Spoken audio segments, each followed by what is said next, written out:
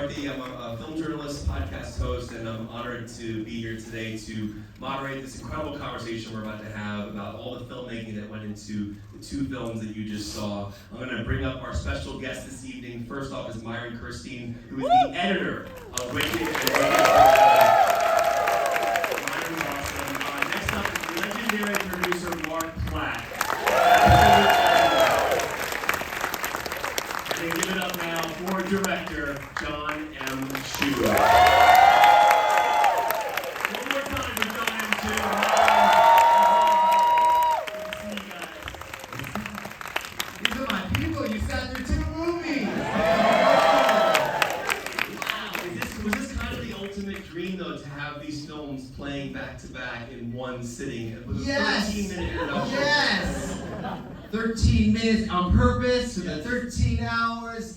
Very few people have watched it all the same, except for us, who have watched, that was like 3 years ago we watched it all together. But, so we're excited to. I'm very interested to know like how that all pieces together for you versus us. So, And what's amazing about watching these two films, obviously, like, Hollywood and there's the movie business of aspects of things, and obviously you have a storyline that you can break into 2 parts, but there's got to be a reason emotionally and narratively to make 2 parts of this story and make it, and it really earns that, especially when you watch part 2. But obviously, let's just go back to the beginning real fast and kind of with you and Marc specifically about the choice to split this into 2 films. I know the show itself, it runs similarly, obviously, Act 1, intermission, Act 2, but was it always going to be 2, or when was the decision made? It was made very early on in our journey together because a couple of reasons. One, we wanted to. Wicked has characters that people love and feel very protective of, and same with the music and the story. We really wanted to tell the full story, and when we started looking at having to cut songs and cut things, I thought, well, that doesn't feel right. And so we sort of did a deeper dive and realized that there was a lot that could be excavated from these characters, particularly in the second half. Because in the stage musical, we kind of have to get out of the theater by 11 p.m. So there's a lot of cuts in that second act, and we really, it's broader stroked, and we really felt there was a lot to unearth from Elphba's journey and from Glinda's journey, particularly in the second film. And so it laid out kind of emotionally, the first film being choices that these characters make, things they think they want. One of them, Elphba, thinks she wants something, to be loved, to be with the wizard, and then that whole dream gets shattered, and something has changed within her. Something is not the same, and she has to go in her direction, and Glinda isn't yet ready to make that kind of decision. She stays where she is. And the second film, the girls both have to live through the consequences of those decisions, and why one chooses to stay and fight, and how one sort of looks herself in the mirror, literally, and understands what she's comfortable or not comfortable living the way that she's living. And John, you're directing these films simultaneously, which is incredible to even think about, because the tone of part 1 and part 2, kind of to Marc's point, are different in that way. And there's a much darker tone in this second part, but there is such a beautiful light to it as well. Can you talk about the scenario where you would be on the same day filming scenes in part 1 and part 2? And I think that's kind of the beauty of what you do as a filmmaker. You have to tell your actors where they are, continuity-wise, what they've been through when they're filming that scene, because movies aren't shot linearly. But speak about an instance where you had to shoot a scene from part 1 and part 2 in the same day. Yeah, it wasn't, I know it sounds crazy, but when you have one full story, it's not as crazy as it seems. Yeah. We never saw this as 2 separate movies. They are 2 movies, but they were as one experience of a movie. Like, I love this idea. We do a lot of reflections and distortions. And the first movie being maybe that's considered a distortion, but the fairy tale, and then to then in movie 2 to then say, hey, this is the reality of life, of the fairy tale, and do we accept that? To me, that was a very clear idea that the movie 2 is the reason you make Wicked in the first place. It's easy to love movie 1 and to have the thing, but movie 2 is the challenge. That's where we don't have the answers for you. That's that's literally the reflection of where we are today. And she, even Elphaba hands off the grimoire to Glinda, and she has the power, and she has the knowledge, and she knows the truth. And what is she going to do with it? In a way, that was our question to ourselves. What are we going to do as a country, as a world, now that we're in this? And so every day we were shooting, we had this big war room, and in the war room we had images of the color of both movies, and you could walk the war room and feel the colors and the sets and the costumes, and you could walk both movies, and you could feel the development of where it went. So it's never about getting darker, it was just getting deeper into these characters. So For Good, for instance, was on a rain cover day. A lot of choices were made because it was a giant movie. We had to prep. We prepped for 6 to 9 months, something like that. We were there for 9 months of prep, and so in that prep, we had to get every musical number. It's not always written in the script about how to do a musical, how to visualize it. I sort of have to live with it and work with the actors and find how I feel like it needs to be expressed, sometimes according to how they're expressing it. And then we visualize it, and then we build it. But we had to do that with every single number, which is like 20-something numbers. Choreograph it, build the sets around what those are, build the costumes around those are, use iPhones and work with Alice Brooks, our amazing cinematographer, and her camera operators to edit that, cut it together, figure out how we're going to do it so they know what equipment, how to budget sets, all before we shot one frame of it. For Good was a rain cover set because we had basically done every small set we could do. There was weather stuff you couldn't shoot in London until a certain time in the year. So we had to get all this, and then obviously the big builds just take a lot of time. So you're doing like the dorm room, a hallway, a classroom, and that's why we did Popular as our first musical number. And just a few weeks later, we did our second musical number, which is Girl in the Bubble. Because those are just sort of the size of that. So she had to jump in her emotions. I know they used perfume to like jump between both movies. Really? Yeah. But they used different scents. They wanted different. Yeah, she had different different smells. scents. Both of them. Yeah, they had Everything was playlists. different. Nails were different. Hair's different. Even the freckles are different. They grow, and over time, the wear and tear of the costume. So because in a weird way, you get a benefit because you can actually. You know what you shot the day before, and so you can do that. When you're shooting What Is This Feeling, we're using frames and split screens, and suddenly you're in the closet of For Good, and you're like, they're playing this amazing moment in the closet, and there's a wall in its way, and the question was asked, which one do you cover first? But they were so in it already that we're like, you gotta knock this wall down. I wanna see both of them at the same time. And Nathan, our amazing production designer, is like, if you knock that wall down, you can't use this set anymore. Like, you cannot, the foundation of this set is based off of that wall. And it was just happening so fast that we knew that we couldn't lose this opportunity, so we knocked down the wall and shot it, which is why the door is a little bit crooked and all the things. And VFX really wanted to fix it, and we're like, no, keep it the same. That's how you know AI didn't make this shit. AI can fix it. Those moments what I live for, and then we have that literal frame when in What Is This Feeling, when they come together. We know that in the mirror scene, when she says, in Popular, she says, look at yourself, you're beautiful. And however many, 3 weeks later, we're shooting As Long As You're Mine. And he approaches, and Johnny approaches her at the mirror, and she can't even look at herself in the mirror because she doesn't know how beautiful she is yet, so he has to get her there.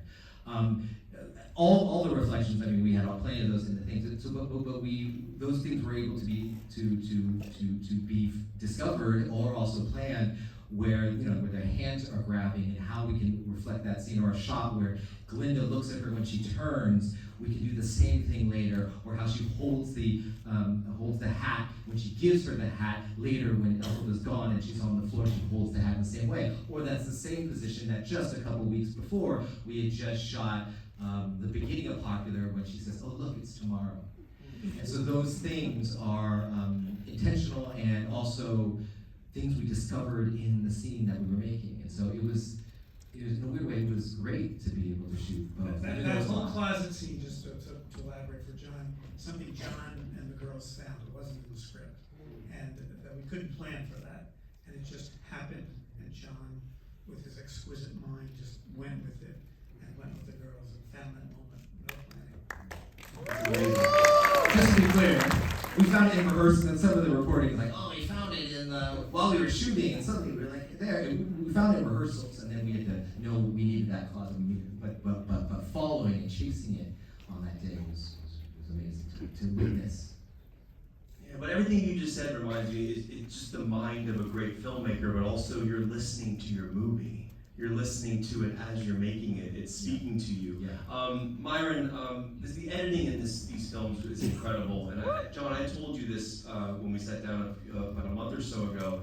But as I was watching part 2, I was taking notes for the interview John and I had coming up. And about 30, 40 minutes into my notes, I write down, I'm waiting for Glinda and Elphaba to finally come back together on screen. Like, where are they? When is this going to happen? I'm not joking. 15 seconds later, that scene happened, where they first meet in this film for the first time. And to me, that's just this beautiful idea of collaborating with your audience, knowing your audience's anticipation, knowing what we want, but when to give it to us. Can you speak on that, Myron, as an editor, and kind of understanding our longing for these characters to be back together and when to hit that moment right? Well, first of all, I just want to say how much I love these two. Yeah. It's been just an amazing 3 years where you get to spend, not always like, we argue sometimes, but we also, we're just trying to find ways to make these two different, films feel very unique. And for me, I had, 250 hours of footage pouring into the edit room over 8 months, and I was just trying to find my way. And there was things about the first movie that I knew was gonna, that it was always about this relationship and about the girls together. And for the first film, they're practically together almost the entire movie. And I knew in the second film, I wasn't going to have that. I wasn't going to have the benefit of these two characters together. And so I had to utilize that as a means to it was like a collision course of these two coming back together, and then we're going to have to yearn for that and sort of balance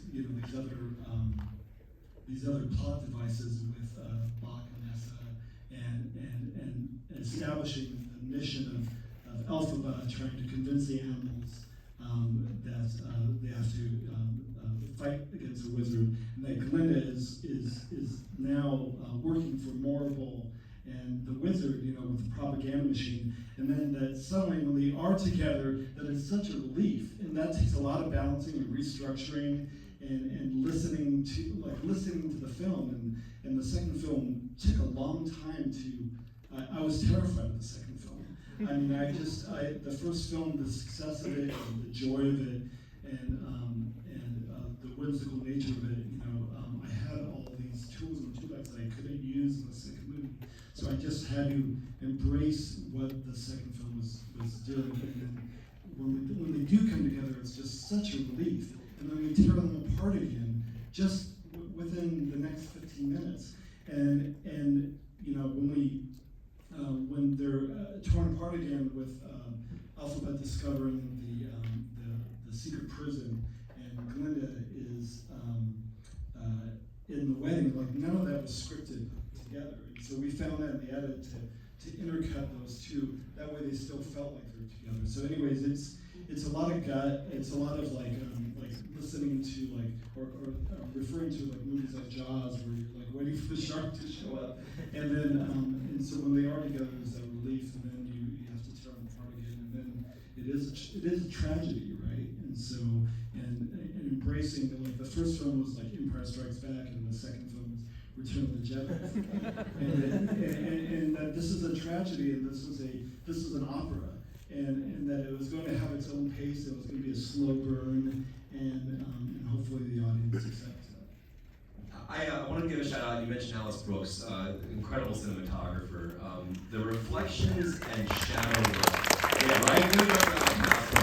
the reflections and the shadow work in this film are incredible, especially the scene with Elphaba and Glinda and their fight through the shadows, Elphaba's fake death sequence through the shadow. even down to reflections of Glinda in the bubble.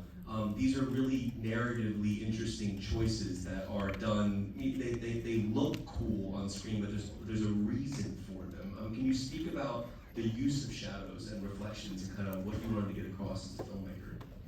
Well, one of the things I was always taught was the great cinematographers play in the shadows. And I always loved that. My first class at USC was like, trust the light. One candle can get in there. Now you have 15 stops that you can get to. It's crazy, but I love that we in reverse to what you expect from movies and sort of fairy tales, that the truth was in the darkness and the lie was in the light. And so that's something that Alice and I tracked from the very beginning to the end, that we would bring then that every time, even Fierro at the beginning, where that light is bursting past him, that there was too much light, and that by the end he's literally in the shadows of that, and he's speaking the truth, and same with the girl. So we loved that as a palette for us, but also this idea of reflections and distortions.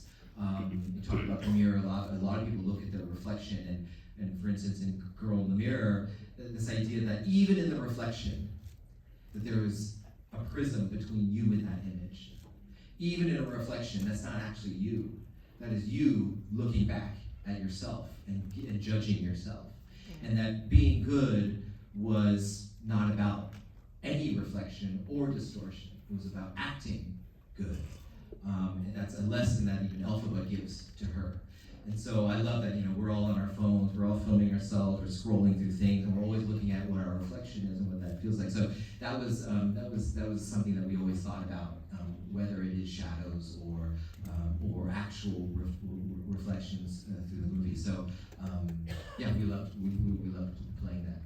Something that makes me really emotional is just looking out and just seeing a packed theater of people, just who come together to watch a film. We sit with strangers and we experience these stories. And Mark, I was telling you outside, both of these films now combined have made over $1 billion at the box office. There have been a lot of people who have come together to experience these stories. And I think about the people who, after the film is over, they leave in the conversations that they have. It's a beautiful thing. Talk about this theatrical experience, and obviously it's something that we really want to keep people going to the theaters. Obviously there's a lot of choices now, but people are leaving their homes, they're going to watch these movies. As a producer, but just, you've been producing movies for many years, you've obviously seen all the changes in Hollywood. Why is Wicked still being able to bring in this large of an audience? Well, there's something in the collective experience of this story and these characters that's very gratifying. We're all very delighted with the success of both films and their artistic achievements, large in part to this gentleman here, John Chu. But I think what's been most gratifying for all of us is understanding the power of cinema. And the collective experience that is so vital and essential to all of us as a society in a time where people are becoming more siloed, both because they live in echo chambers, or they're arguing, or they're watching stories singularly. And there's something about a story that invites you, compels you, urges you to go into a theater with hundreds of other people and experience something that not only is satisfying entertainment, but that speaks to you, that has something in it that you want to carry with you and take out of the theater. And I think in our culture today, it's really only the theatrical cinematic experience that can do that. And what it's doing when it works like a Wicked, which is the most gratifying part to John, to Myron, myself, the girls, all of us, is that it unifies us at a time when nothing is unified. But in those 2 hours, or 2 hours and 9 minutes, 2 hours and 40 minutes in the first movie, we're all unified, and we're transported over the rainbow, and we're watching a story about humanity and truth, and understanding that to do real good isn't about being popular or getting what you thought you wanted. It's doing good to make change for the better of all of us. And it all relies on human connection that those two characters have. And that's something audiences love and has unified folks for this whole year. There's a whole community online since the first film, just eager and globally in anticipation of the second film. And community is what we're in need of. So we love film, we're grateful we're filmmakers and get to do it, and we want to keep making the kinds of films that bring all of you into the theater together to have that experience.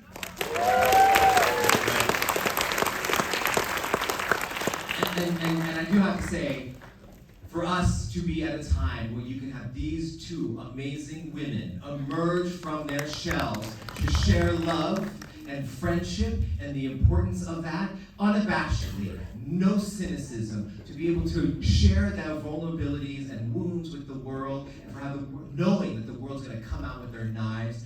Shame on people who put that down.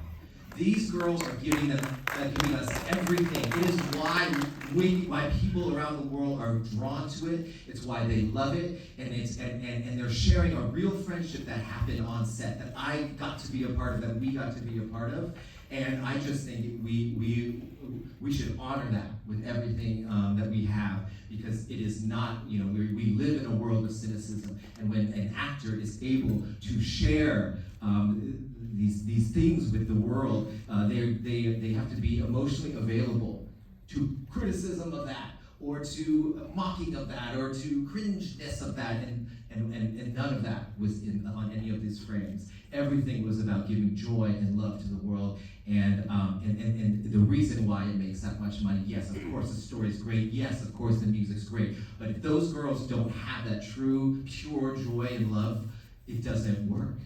And I give all them the credit for that. Your performances were so magical that I miss them after the movie's over. Yeah. I miss spending time with Alpha and Linda. I want to see them more. Myron and John, you've worked together a few times now. Crazy Rich Asians, as well as In the Heights. Incredible. But the director-editor relationship is a very fascinating thing, because you're really working together to find this cut of the film. And I want to use the For Good sequence as an example of editing and also filming, because in that sequence, what's brilliant about it is when to show Elphaba, when to show Glinda, and back and forth. How long do you stay on Elphaba? How long do you stay on Glinda? And that's all choice, and it's all feeling. But also, like, the intimate epic aspect we were talking about a little bit ago. These movies feel so massive and epic, but at the same time so intimate. So the For Good scene is such an intimate sequence. And that could have been just this large-scale, blown-out musical moment, but you chose to do it in a way that I think honors the material and honors the relationship of the characters. So can you speak, each of you, on that push-pull of that sequence, the editing of that sequence, and kind of like finding that intimacy? Well, the first thing I would just say is, like, this is the sole musical number that I cut in my old house in Altadena. And so to have cut by the first assembly of this song in that house is I don't know, there's just something very spiritual about that. And my first cut was also using these giant crane shots that the first pass of it, the first set of dailies were actually these big epic crane shots that they had shot of the number. And we thought, well, if you're gonna end this, a big musical, we gotta end big, right? We gotta swooping shots and every kind of angle. And then John said the weekend was gonna pass, and they're like, well, we're actually gonna go back and we're gonna start shooting some more traditional coverage, close-ups in this 360 shot. And I didn't really know why we were going to do that until I saw those dailies. And I was like, oh, no. I had it all wrong.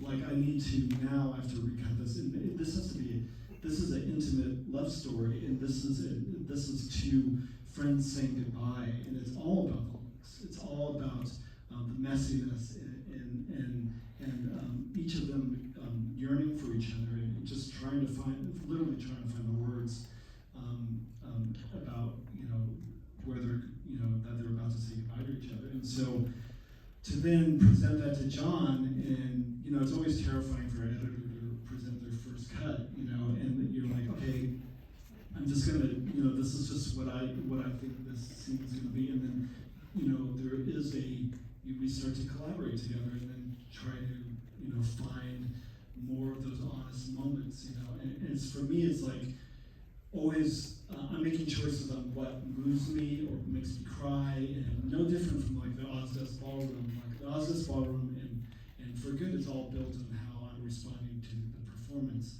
And though if there's one look that I just feel like I have to be on, you know, that's going to be the choice. And it is based on the gut. And then I go to John. I say, did I get this right? Or what do you think? And then suddenly, like, you know, 2 weeks before we're gonna lock, we find this messy little moment with Ari when she's just crinkling her nose a certain way, and we're like, oh my God, that was there for 3 years, and we found this little moment, you know. And so it's what I love about John is that we both respond to footage a certain way, and it's all based on performance and how we connect to the footage emotionally. And I think it's a very, very unique. I've never worked with anybody like John. And how he gets the performance out of his actors, and then allows me to sort of stretch and really you know, build into the scene. And For Good and the Ozdesk Ballroom are a testament to his work with the actors, and then allowing me to sort of just you know, live as an artist with him. And Joe, can you speak to Yeah. the intimacy of that scene? Because again, you could have gone crane shots, big swooping shots, but you knew you were listening to your movie. Yeah, I mean, one thing that Myron and I, you know, editing is the most unique part of making of movie making. It is the medium itself is in the editing in terms of that no other medium has that layer to it. And so it is a marriage between two people, ultimately. We are the ones who know every ounce of every piece of footage. Not even the actors remember what they shot, but we know every take, every moment, and so we live very closely with this. And like Myron said, that at certain points you have to prioritize, do you want the scope? Do you want the audience to feel something that the camera gives them? Or do you want to trust an actor's moment? You want to break the tempo? And what I love about Myron is we usually, for the most part, put performance first. Sure, is it a little bit shaky in this moment? If Ari is giving the moment of her lifetime, we're going to use that take. If Cynthia does this week and we're just a little out of focus, we're gonna use that take, and we're so again, that doesn't always happen, but that's, I would say, 90% of the time. And I think that's why when you see Myron's work, you feel his heart in there. And so he doesn't, and I'm really grateful that I did a lot of studio movies before ever doing Wicked, or even Crazy Rich Asians, or In the Heights. To me, this is like my new chapter of my life, because I think that movies before, which I love, were part of me feeling that learning how to make movies, learning how to work with a crew, learning all this stuff, and learning how to get comfortable with the machinery and the stuff and all the technical stuff. What I feel like I'm in now is this mode of being able to almost be at zen with it, and really understanding actors as sort of the last tool of the toolbox that I just love, because it's organic, and Myron feels the same way, so he will dig at the same things. And so something like For Good, for instance, is something that, yes, I had to shoot the big shots, because I didn't know when we walked away from this what we would need. And the end of two movies, of course, do you want the big thing? But what we found is in those little details, these girls earned to drive the car here. And by just letting it play like dialogue, it would play like no other For Good has ever played. Because usually For Good, if you look at the structure of For Good, it is the most song-structured musical song in this show. It is literally the two divas come out and they sing to the crowd out this way, so you get to see both of their faces. And you've seen every cover available, from acoustic to whatever. And so, like, how do you even compete with that? But we have a story. And now these two girls can look at each other And the issue with two women looking at each other while singing a song like this is when you have a two-shot, you only see half their face. So you're not getting with their actual expression. So the choice then, whose face are you on for what line? Oh God. And that's beyond, first you find the performances of both, and then you sing. And then what happens, when do you want to cut to the other person listening to what they're giving? So we have to be so in the weeds with what they're saying and how they're saying it, so that when she says, I heard it said that people come into our lives for a reason. Then when you cut to Elphaba, she's hearing, the reaction is hearing those words that she's actually saying. Not just a reaction like, oh, Ari. She's hearing her friend open her up. She thought she was here to help Glinda. And Glinda's giving her, hey, I'm gonna be okay. And because you gave me that strength. And then you cut back to Elphaba again, and she hears it, and she's affected by that. And then when Glinda walks away as if she did her piece, then you go to Elphaba, and she turns. She says, this might be the last time we see each other. And if this is, I ask forgiveness, I ask for all these things. And when we started to build it that way, suddenly this number went beyond a musical number. It went into just a scene. My favorite thing is when people say, I forgot this was a musical. Yeah. Because that's what a musical is. It's when you forget that it's a structure of a device that's trying to get you closer to them. It's when it emerges so organically that you just feel it coming out. Of course, sometimes, what is this feeling? You want it to pop, you want to do a thing. But also that is expressing what they're saying. That song isn't called Loathing for a reason. Even though it says loathing a lot, it's actually, you resist the person that's going to change the rest of your life. It is like destiny, it is like this thing. So I love that we get to play those. So popular isn't just about being popular, it's about a way of a philosophy that actually works for her and actually is going to be her superpower when she's by the end of this movie. So I'm going way off, but I'm just saying these are the conversations we have, and in For Good, I think that's one, the closet really fucking killed us, because then we're like, this is the moment I've been waiting that the stage cannot do. We cannot be that close with them. That means For Good has to be even better. Otherwise, it's going to overshadow For Good, a song that we've heard over and over and over again. The moment that we decided to go and play this dialogue, and then the moment in the mix, which I don't think anybody ever really talks about, that mix of that. I've never seen a musical number or any scene go from an 8 to an 11 because of the mix. Because if you're not on camera, you can hear her sniffle. When they touch each other, you can hear the touch. When you hear the echo, what does that make you feel? And Andy and John and Nancy they tweak this thing. Like, I remember coming in one day being like, okay, that's good, and the next day they tweak this thing to make you're hearing the live vocals at its most raw, and you're including the other person in it, and there's and the leaves go right when the music sort of needs it, but also in this gentle, sort of almost like a curtain to open up their hearts at the right emotional moment. These things people never notice. They're like, oh, it's a musical number, whatever. But every detail that your senses are on high alert when you're watching a movie, and to get deeper, you have every part of that. In Girl in the Bubble, when she walks out, she shuts that door and it goes to silence.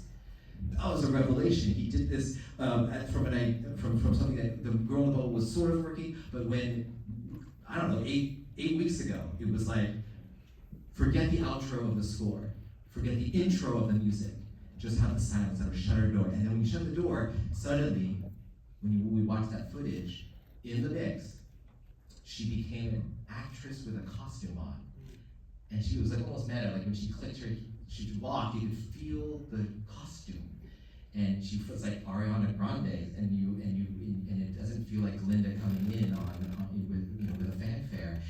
That put the whole audience, at least to me, felt like you were on edge. Where the fuck are we? Are we in Wicked anymore? And then she looked at her reflection. And then our mixers brought in one violin that was just hesitant. After she started to sing, look, there's that girl, and then it just hesitantly comes in. That was our way into that, and now you're leaning forward, like, what is she going to say? And then suddenly that number feels like we're getting an inside look at her. And we don't deliver the answer until 2 scenes later. So I'm going to stop now with that. I have to tell you, just hearing you geek out, and I want to bring up one more quick thing because I know we have to get out of here soon, but even in Wonderful, when we're spinning around, like we talked about this when we did the interview, because the actors are actually holding on to the camera operators who do that. That's tell this story, but that's also all narratively driven. It's all meant to be like this thing where everything's being mixed up and the messages about what the wizard's doing and the intentions. Like, these shots look cool, but they're all done with purpose. Can you go through that? This is a cool story. I don't remember exactly the story you told me, but I will tell you how good. I mean, shot that scene. Yes. I mean, a Wonderful is a tough one anyway, because I'm like, do I really believe that Elphaba's going to be convinced by the wizard? We just did a whole fucking movie where she's like, oh, now 30 minutes into the movie, and she's going to be convinced. But that was something that we talked about early. Is like, oh, the only person to convince her would be Glinda. Yeah. And we're looking for Glinda to come. She doesn't sing Wonderful on the stage, though. That's an addition we put in the movie. She's part of what's convincing Elphaba. She says, your ways are working. Come to me, people will trust you if you come to our side. And this idea that Wonderful has this sort of ragtime feel to it, like an old-timey, we have stuff from The Great Dictator and stuff from even Sound of Music, but also Singing in the Rain, Make 'Em Laugh stuff. So he's that character in it, and at some point, and Stephen Schwartz had this great idea of adding Unlimited to there to reflect this unexecuted promise that they had with each other, even on a sort of rinky-dink Peter Pan ride around. So it was like Walt Disney fake. I wanted shots of like him like pulling things that was just too much, but them going around. We actually built the most amazing little ride that went from the top thing all the way down, because they're being actually held from the bottom. This thing was incredible. And it came down and they had to be strapped in and all those things, and we made the lights, and it was the whole thing. But so we wanted to feel like childlike again, because they were so grown that I just felt like, let's bring them back to that childlike wonder in Wizard and I, and that she would take them through the drapes and out the other end. And when you come out the other end, which we'd never seen go that way, then you suddenly open up to a carousel, and it's lit like you're inside the rainbow. And as they go around, then they would start to dance, just like they did back in the day. And they would grab. So we had Karsten, our camera operator. We wanted them to spin, almost like dizzying, almost like getting wrapped into this like sugary, sweet dream, almost in the way of in Titanic, as their last spin around before tragedy hits in that movie. This is their last beautiful, innocent moment. So they had to hold on to Karsten, who has an Alexa 65, which is a huge thing, on a Steadicam, which, by the way, if they lost grip, he would probably fall backwards and get punctured very brutally. So they held this thing, and they're here, and we have to make sure that they're within, outside of the minimum focus, and they have to spin around and do all that while the thing is spinning, and then they would switch, and then Jeff Goldblum would hold the hand, so it was all very sort of crazy and beautiful. Can we just come here every night and just talk about movies? The passion that this guy has. Please! I have nowhere to go. I'm sorry, I'm just taking over, but this is something that we all shared. And so in the mix, I really think this mix is so important. So there's a door scene, right? And John Powell wrote an amazing score for it, but we had temp score in there for a lot of our early screenings. And the temp score was like so solid, like it made you weep immediately when you heard it.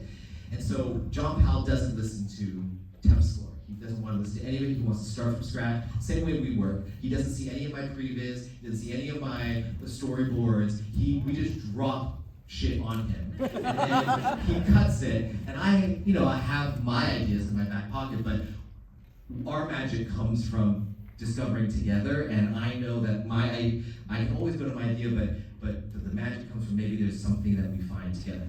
So in the door scene, we're trying to find like what can really give this door scene its due, and every time we wrote it, it just wasn't like enough, and I didn't know how to explain it, what the right words were, but he found this beautiful cue. and it has no theme from any of the other parts of the movie.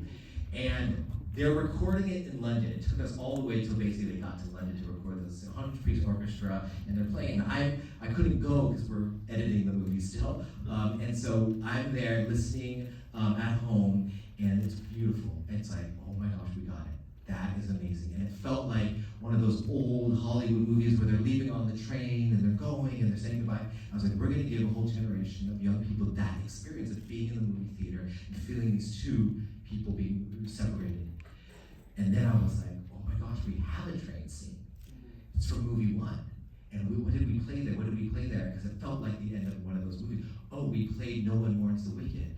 Oh my gosh, it was a beautiful, this growth, and then they waved to each other, and it felt like the end of their relationship, and then Glinda changes the narrative and runs to her, and then it doesn't end up being that. But suddenly, if you were to play No One Mourns, that same version, as the door closes, and it could escalate, it could climax to that, and they actually even do that on the door. She like leans her head on the door, and Elphaba's like this, and you could play that, except this time, she can't change the narrative. The door is closed. And then moments later, this beautiful children's choir sings No One Mourns, and it becomes almost spiritual and ethereal. And so in our minds, like that intellectually, that is a great idea. And we told John Powell, and he was like, what the fuck? We're like, can we try it? Can we try it? So he actually had to record it separately and do a whole, it was a whole thing. I was like, but we're not killing the other one yet. Let's just like keep it around. I really believe this is the bookend to that moment. They cannot change destiny. And so we put it in the mix, and it was beautiful, and it was heartwarming, it was all the things. And then we showed it even to the studio at the final mix with that. And then we're like, let's try the other one real quick. Just to make sure. And we played the other one, and we showed Mark, and he's like, I'll tell you what is fascinating. He's like, of course, No One Mourns the Wicked works. It's a beautiful moment. It is cinema. But this new track, you don't know where the themes are. And so the audience doesn't know where you're going. And this section does not occur in any other version of Wicked. And if you're really letting the audience, in the same way that when she bursts out for It's Me and Defying Gravity, and instead of flying, she falls, and now we have the audience in our hands, and they don't know what's happening. This is that moment that if that score was something we've never heard and we don't know where it's headed, that feels like what the audience deserves at this moment. And then the No One Mourns choir that comes after is sort of the healing part of this. We're back into the story. But that, the unexpected theme, we debated many times, but we put it in without even the studio seeing which one we put in. I don't even know if they know the debate happened. You know, they're probably finding out right now on that camera right now. Don't tell Don. That is a decision that like us, and then half the room was split. Half the room was like, you gotta go No One Mourns. I'm walking if you don't know what the other half was like, the unexpected. This, you earn this, they earn this, and the audience deserves this. And so when I see that scene and I hear that, oh, and I see the audience feel it, I know there's a piece of that is because it's a discovery for them too, musically. Wow, that's incredible.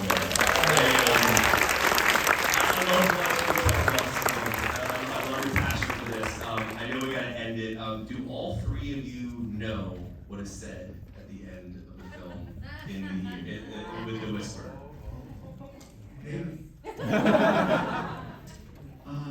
I don't want to know. Oh, so you actually don't know? I didn't say that. But, well, I would just say that I'm not supposed to know. This is a shared moment between the two, so I don't want to know, and I don't think any of us should know. Yeah. It's like Lost in Translation. That moment with Bill Murray and Scarlett Johansson. Well, congratulations to all three of you.